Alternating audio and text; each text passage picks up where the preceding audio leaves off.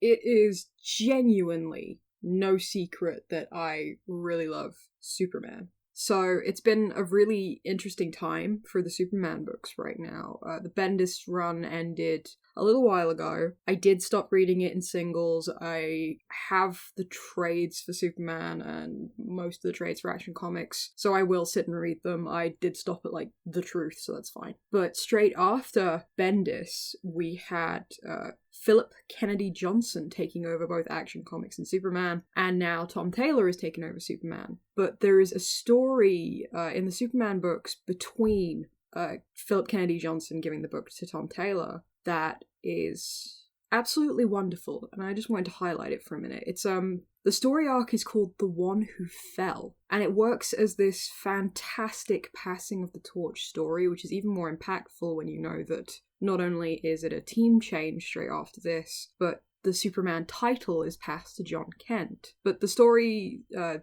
One Who Fell story, sees Clark receiving a telepathic message from a former comrade, but he's very surprised and unsettled to receive the message. So he takes John with him to the planet Thakram. And while exploring, they discover that Clark's one-time friend, Croth O'Danium, had actually passed away. So it's kind of unsure how the message was sent to him.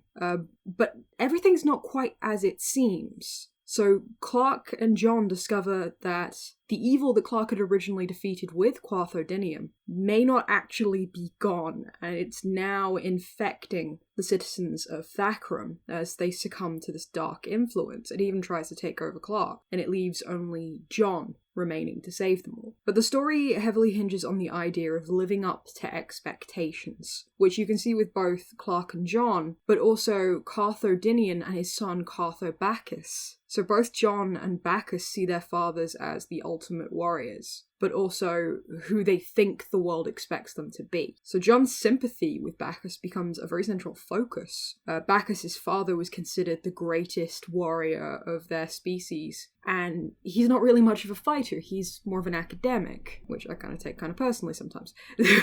But both of them seem to carry this tremendous weight for their fathers, just for who their fathers are. And it's highlighted very well in Clark's narration of the entire arc. So very early on in the arc, you see Clark and John flying towards Thakram, with Clark's monologue presented across the 2-page spread. And these comments by Clark cement the idea that Clark does worry about his son, but sees him as a very worthy successor, something John actually proves later on by showing just how much more advanced his powers have become. The quote I absolutely love is, "Now my little barn swallow is soaring through the Andromeda galaxy, your cells ignited with the power of a supernova. You are a miracle, Jonathan Kent. You'll do things I never could, but I'll always miss reading to you as you fall asleep, feeling your little chest rise and fall as I brush the hair out of your eyes, imagining how amazing your life will be." The arc is clearly set up as a means for Clark and John to spend time together after John was aged up and has now come back from the 31st century. But as both fans and Clark acknowledge, the aging up of John means that 7 of his most important years was skipped over, something many fans were very much looking forward